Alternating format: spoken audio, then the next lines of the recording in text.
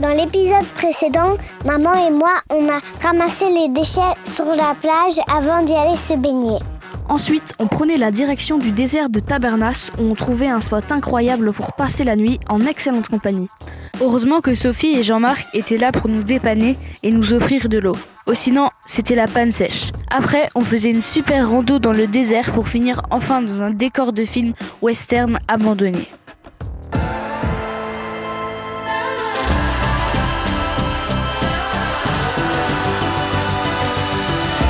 Nous, c'est Vincent et Virginie. Il y a quelques mois, on a décidé de tout quitter et de vivre notre rêve. Avec nos 3 enfants, Victor, Édouard et Célestine, nous avons pris la route à bord de notre camping-car pour découvrir toutes les splendeurs de notre cher continent européen. Découvrez nos aventures, celles d'une famille nomade inexpérimentée.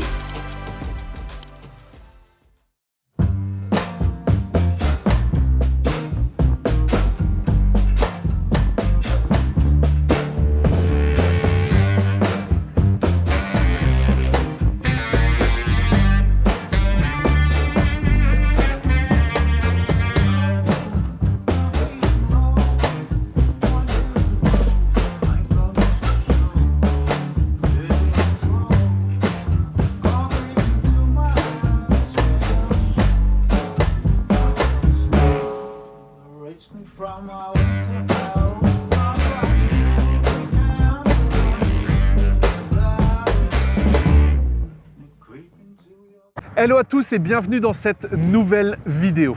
Après la vidéo bilan sur l'utilisation de notre camping-car après 6 mois de voyage, on reprend la route. Comme vous avez pu voir dans les images précédentes, nous avons passé la nuit en plein désert en compagnie de nos amis Odile et Amaury. Si vous n'avez jamais passé une nuit en plein désert, c'est une expérience à vivre car c'est assez déroutant le silence qu'il y a dans un désert la nuit. Vraiment, je vous le conseille fortement si vous en avez l'occasion, il faut le faire. Dans cette vidéo, on vous partage une belle rando et oui encore, vous savez, on aime ça, les belles randos avec les belles images.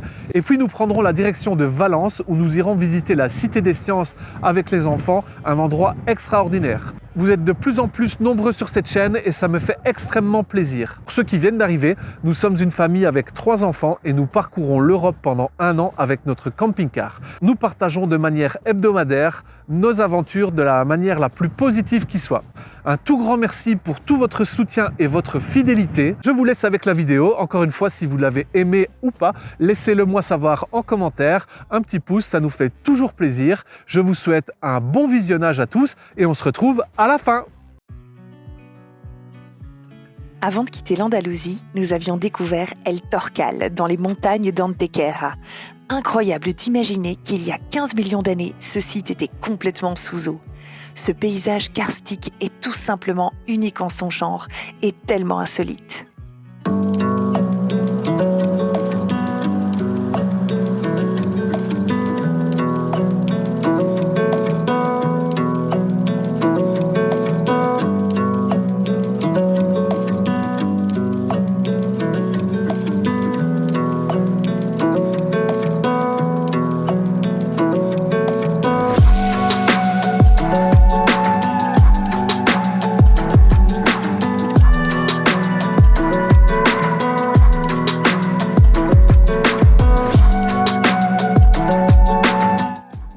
Nous sommes toujours sur la Costa Blanca, du côté d'Alicante, mais on a pris un petit peu de distance avec la mer et surtout un petit peu de hauteur.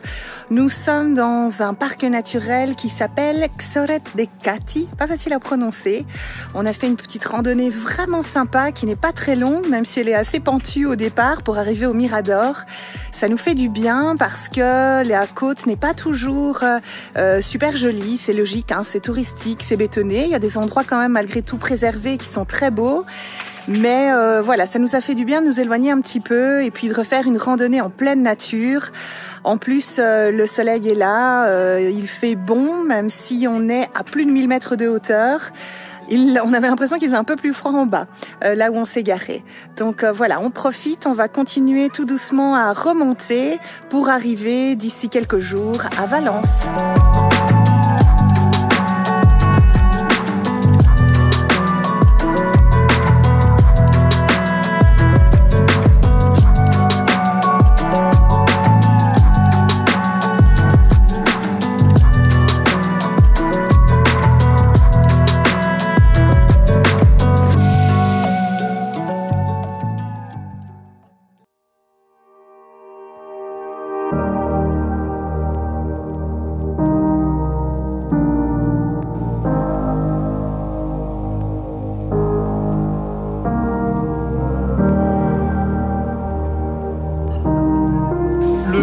de Noël avec 20 degrés.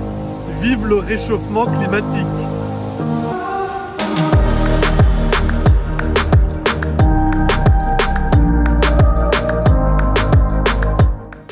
C'est par où, Vincent? C'est pas par ici. Hein? On y va quand même? C'est par là, mais nous on va par là. Bon. Plan 8e magasin de souvenirs. Mais oui, mais je cherche la carte postale pour mes collègues. Parce que je voudrais la trouver, je sais pas, une petite classe à l'ancienne. Non, mais. Ou un calendrier. Non, celle-là. Nous sommes ici dans la Loge de la Soie. C'est un lieu que l'on peut visiter gratuitement. Nous sommes dans la salle principale qui est absolument magnifique avec des colonnes qui font plus de 17 mètres de haut. Ce bâtiment a été construit au XVe siècle et montre à quel point Valence était une puissance économique à l'époque. Alors le marché? Le marché, c'est fermé le seul jour de l'année. Il y a 2 jours de fermeture. Aujourd'hui et un autre jour.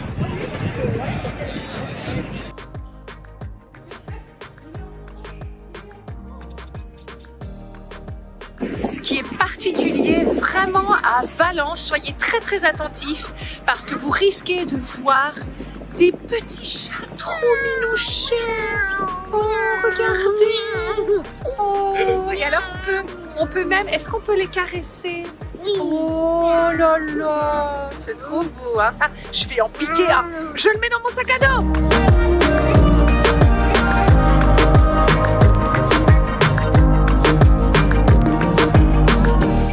Aujourd'hui, c'est une journée un peu spéciale. On va apprendre, on va découvrir, on va s'enrichir l'esprit, le cerveau et tout ça en allant visiter la Cité des Sciences et des Arts de Valence. Il paraît que c'est extraordinaire. Elle a été construite pour l'exposition universelle de je ne sais plus quelle année. On vérifiera ça après. Donc on est en route, on a passé une super nuit. Ce matin, on a enfin réussi à réceptionner un paquet que Victor s'est commandé. Il a cassé sa trottinette, quelle horreur. Il l'a commandé dans un magasin à Alicante et on se l'est fait livrer ici dans une petite librairie de Valence. C'était un peu compliqué parce que c'était un envoi privé. Le monsieur ne comprenait pas ou ne voulait pas comprendre. Et donc voilà, tout est enfin résolu. C'est pas évident quand on est nomade de se faire livrer des paquets, mais il y a quand même toujours des solutions.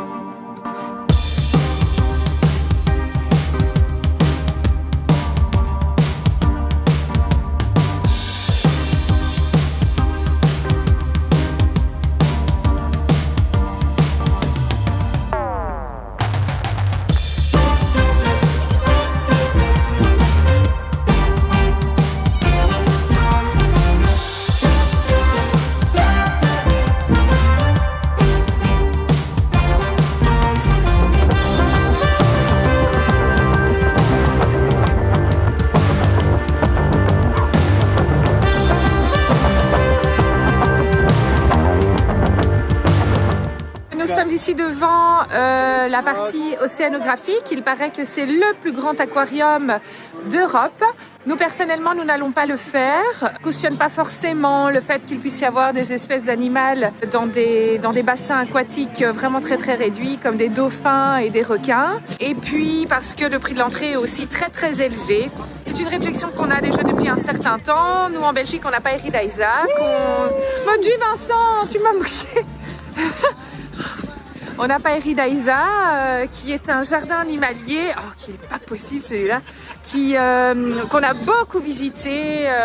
On a pris l'abonnement pendant de nombreuses années. Chacun a le droit de penser ce qu'il veut, mais c'est vrai qu'on est en réflexion par rapport à ça et on se rend compte que voilà, c'est pas forcément l'idéal quand même d'enfermer les animaux dans des cages, si belles soient-elles, si bien conçues soient-elles. Donc voilà, c'est vrai qu'on adorerait voir des dauphins, mais on espère peut-être en voir d'ailleurs lors de notre traversée de la Méditerranée en ferry, sait-on jamais. Et puis voilà, on va aller visiter l'autre partie de la Cité des Sciences. Alors la Cité des Arts et des Sciences de Valence, c'est vraiment un lieu incontournable quand on visite cette ville. Nous, on a prévu d'aller visiter l'hémisphérique dans lequel il y a des projections en 3D de films toujours tournés autour des sciences. On peut choisir, il y a vraiment plusieurs possibilités selon vos goûts.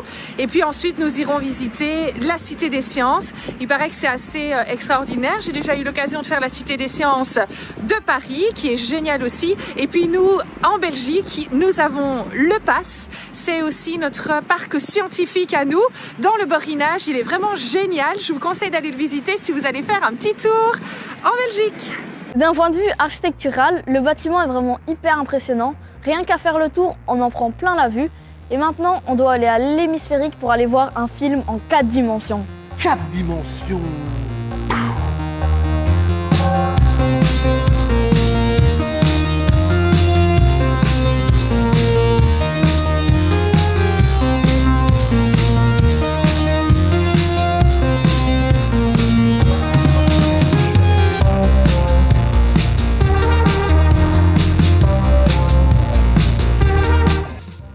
Bon, là, on a eu un petit souci avec le micro et il y avait beaucoup de vent. Virginie était juste en train de vous expliquer qu'elle avait une véritable passion pour le boudin blanc. Vincent, dis, arrête hein.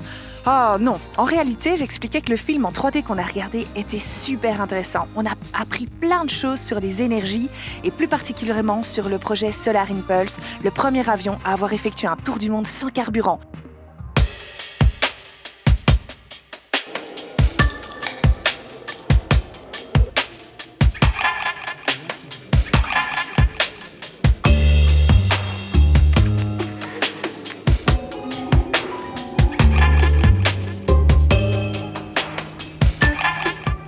Défense de ne pas toucher, c'est le slogan du musée. Autant dire que c'est le genre d'endroit qu'on aime. On y a appris plein de choses sur le thème des sciences et des technologies. On y a découvert une expo sur les chromosomes, une autre sur la prochaine mission spatiale sur Mars et encore plein d'autres choses intéressantes. Le défi pour nous, c'était d'essayer de tout comprendre puisque les explications sont en espagnol ou en anglais.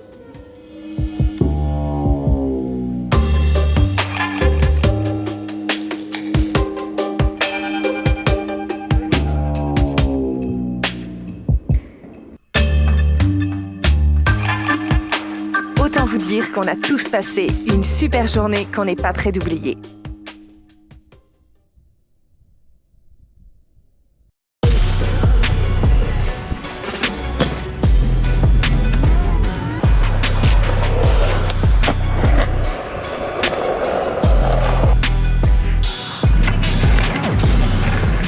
Et voilà, c'est la fin de la vidéo. Vous êtes déjà presque 3000 à nous suivre sur YouTube, alors n'hésitez pas à vous abonner, à parler de nous à vos proches, à vos amis, à vos voisins et même à des inconnus. Ça nous ferait très plaisir de passer la barre des 3000.